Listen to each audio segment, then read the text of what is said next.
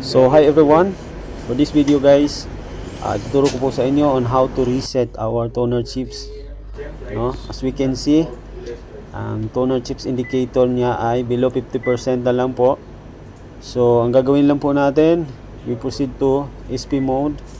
Pasok lang po tayo sa SP mode at gagamitin po natin yung 143 tapos double C tapos system SP.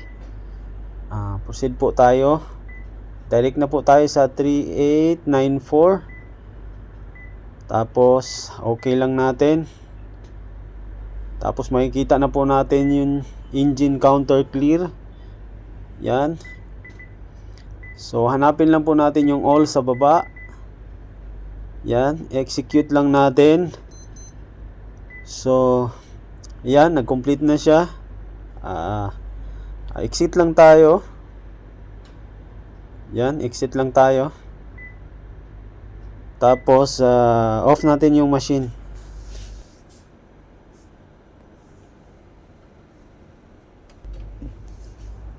So ganoon lang po kadali guys kung paano po mag-reset. So tingnan po natin, no. Wait lang tayo ng 7 minutes.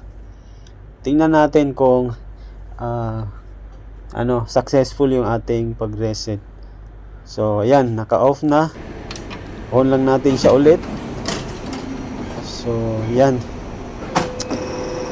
Wait lang tayo ulit at para makita natin kung successful. Makikita naman natin sa indicator. So yan. Kunting hintay pa.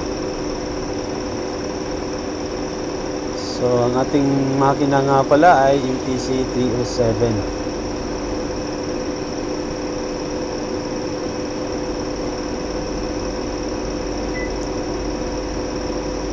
Ayan. So ayan na po guys, no. Kita naman natin, no, naka-full na siya. Kahit mag-check tayo doon sa